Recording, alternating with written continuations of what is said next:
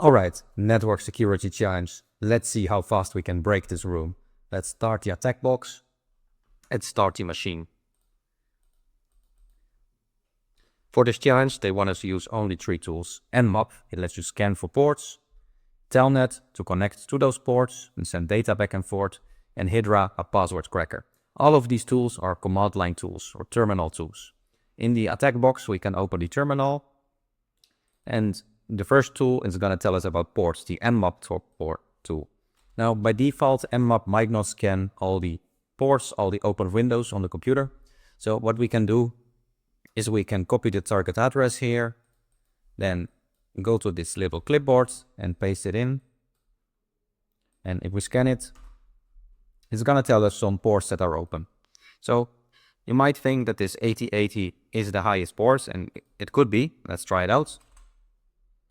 So you'll see that was correct. And there are several ports open here, several ports into the computer with different apps. We have this SSH for remote control, HTTP that gives the web page protocol, and then they have some others. Now they say there is an open port outside the common 1000 ports. It's above 10,000, and what is it? So a little trick we can do with Nmap, by default it's not going to scan everything, is we can use the parameter -p, then we can say the starting point port, so in this case 10,000, and then the maximum port, which is 65535. If we press enter, it's gonna scan all those higher ports, so by default it might not scan them. But if we add this parameter, it's gonna scan from the port 10,000 to the port 65,535. So you'll see I'm now scanning it. Might take a moment and it will give you the open port. In this case, it is port 10,021. So let's type that in. Now, it's gonna ask us how many TCP ports are open. What we can do is simply scan everything. And so we can say from port 1 to 65535. So we do a full scan of the computer, all possible ports, all possible ways you can connect to the computer using those different ports. So in this case, there's a bunch of ports open. You'll see about 6 ports. Let's see if we got it correct. Yeah, these are 6 ports. You'll see different ports that they're open and what application is offered on those ports. Now, next they ask us about an HTTP header. So what we can do, you'll see here HTTP on port 80, that is the website protocol. We can try to connect to it using a program called Telnet. That's the second program here they mentioned. Telnet lets you connect to ports and you can get data and send data. So let's try to connect to the computer. We say Telnet with the target computer address. We're going to paste it in. And then we type the port, and you'll remember that 80 is the HTTP port. So let's connect to 80. That's the web page port. We press enter, and you'll see we are connected, but it doesn't send us anything except we see these 3 lines. So in the HTTP language, the language for that port, they have this command get / and then HTTP and some version number. Let's say 1.0, and then press enter, enter again. You'll see it gives a response. So typically, normally you would do this with a web browser like Firefox, Chrome, and so on. But you can also use Telnet, and you send the protocol command, in this case the HTTP get command, and then it gives results. So in this case, they say what flag hidden inside the HTTP server header, and then if we look inside this server header, we see the flag right here. So right click copy, then we paste it into the SSH thingy and correct. So Telnet, you can connect to any port and send data and get data. So Telnet lets you communicate with any of the ports. So next, you might notice there are several ports open, and they ask what is the flag hidden in the SSH server header. Let's see if we can do the same trick for SSH. So we have this SSH server on port 22. So we could try with Telnet, right? We could say connect to it, port 22, press enter, and there we go. We connected and we got the next flag. So we simply connected on port 22 which is an SSH service. So we copy this, right click copy, and then we paste it in. Then they say that there's an FTP server running on a non-standard port, and what is the version of the FTP server. So let's break out of this thing. We press Ctrl+C, enter, and it broke the connection. We are back in the normal terminal. So supposedly there's a non-standard port and it's running FTP. No, I don't see any FTP here, but we could simply try connecting to the other possible ports. We tried 22 and 80. So it must be one of the others. We can simply try them one by one. So we could say clear the screen, and then we connect to port 139. That's the next one here. You see, it doesn't return anything. It could be that it's expecting a certain command, or it could be that this is not the XTP one. And let's check the next port. So we connect to the same computer, and we pick the next one, which is 445. And you'll see it refuses to connect. So let's try this 8080. Typically that's the web, but why not try? And you'll see same thing. Might be that the target address is actually wrong, and it is. So you want to be careful that you type the right address. So in this case it's 157.106.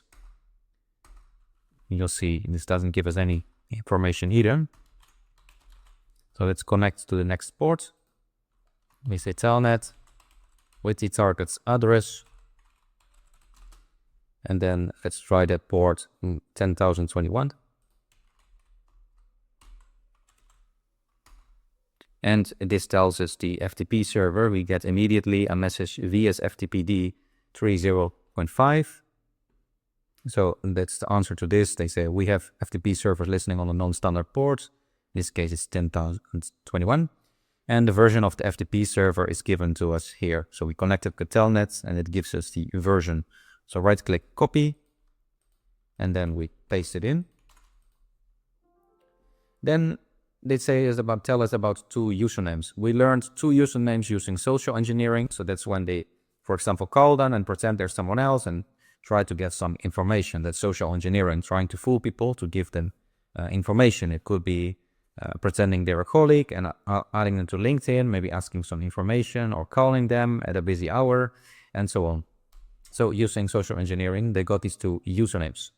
Then they ask, what is the flag hidden in one of these two account files and accessible via FTP? So we know that there is FTP running.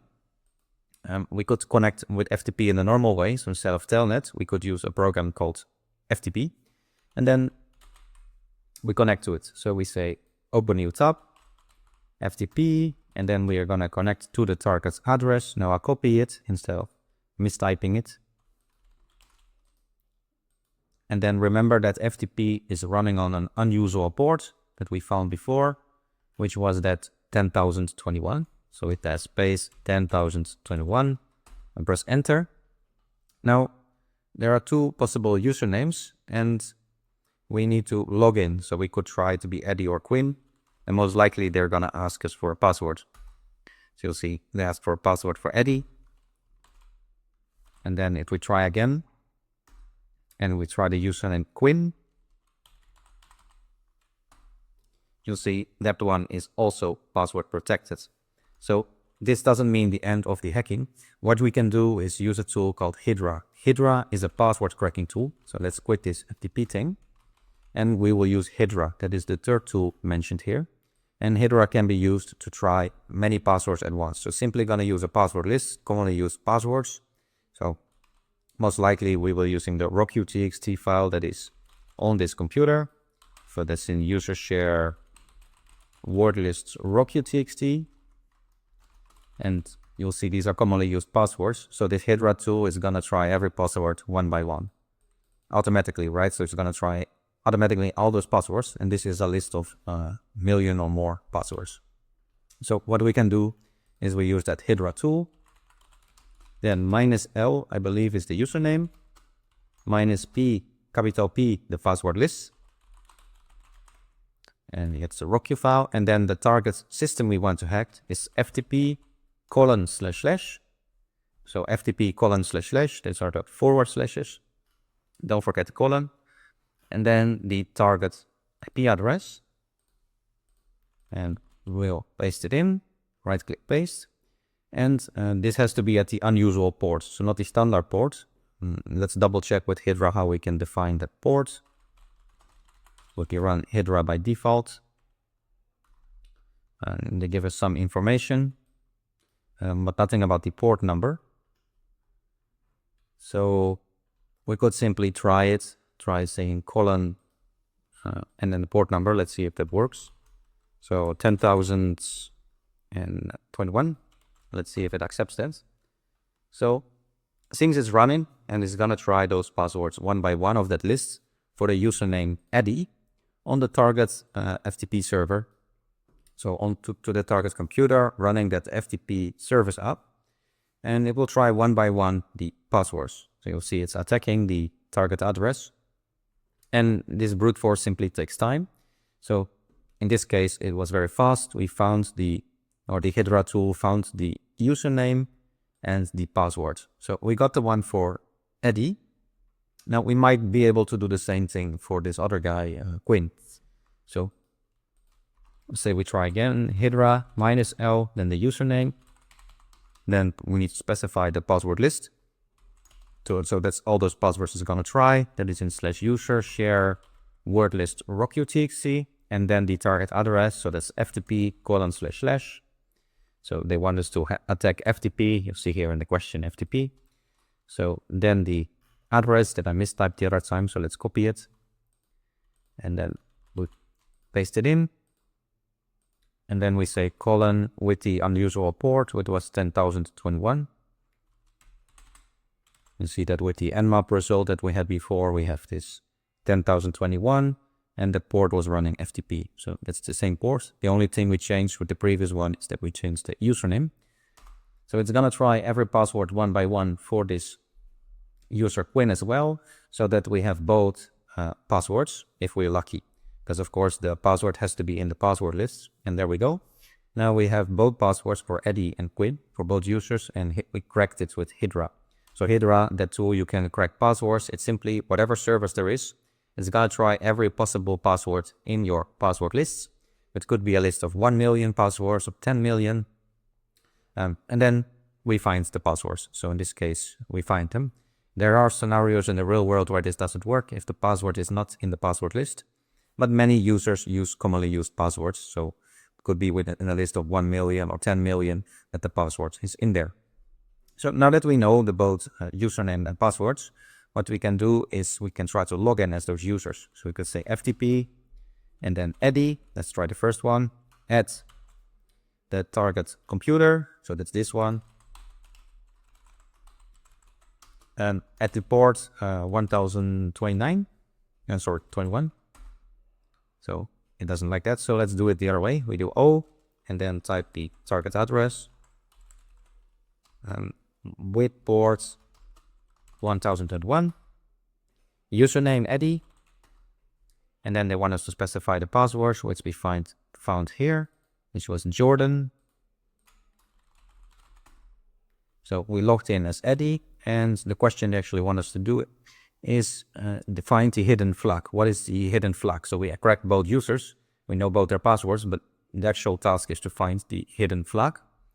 So let's see if we list the files and folders. Doesn't seem to be anything here. We did it with the ls commands. So let's try with pwd. We are in the slash, so there's nothing here. Could try looking for hidden files. If we specify this -al, we'll see if there's anything hidden.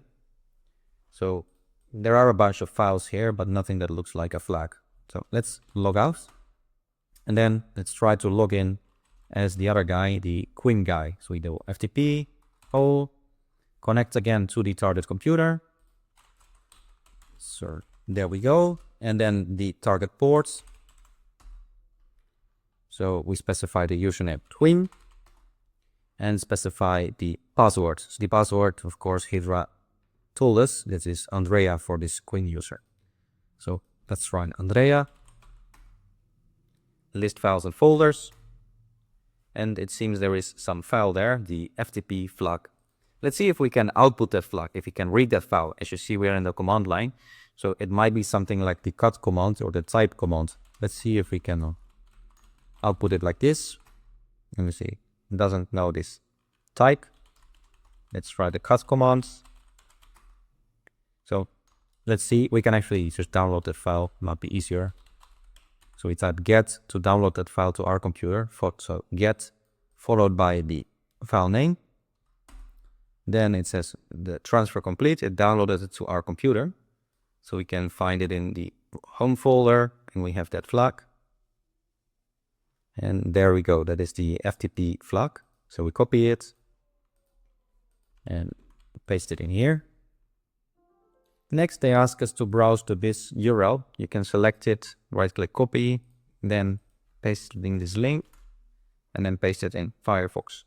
So we need to scan the target computer. Let's reset the packets count, but we need to be stealthy. They say we need to scan this target, this machine, but it has to be covertly because you want to avoid being detected by the intrusion detection system.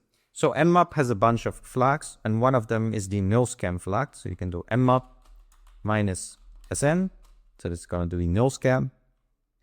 Then we don't want any ping messages, and then the target address. So let's 10.64. Let's move this thing down. .157.116. We press enter, and it's going to scan the target computer. You'll see it did some quick scan, and then we find the flag. So the command here we used for scanning covertly is the -sn flag, and then we don't want any ping message either. So with these two flags, we can make a covert scan, and then we find the flag here. So we can copy it. At least we should be able to copy it.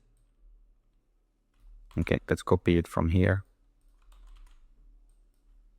And we want to copy this flag. So I copy the flag and we paste it in. And there we go. Now let's see what else they want. They have the summary. So they say, okay, we have learned about reconnaissance. So that's scanning with Nmap, passive and active. Again, with Nmap, we did some work with protocols. We send messages over those ports. And we also did some brute force attack with Hydra. So we completed this challenge. And there we go. This medium challenge is now completed. If you have any questions, feel free to drop a comment.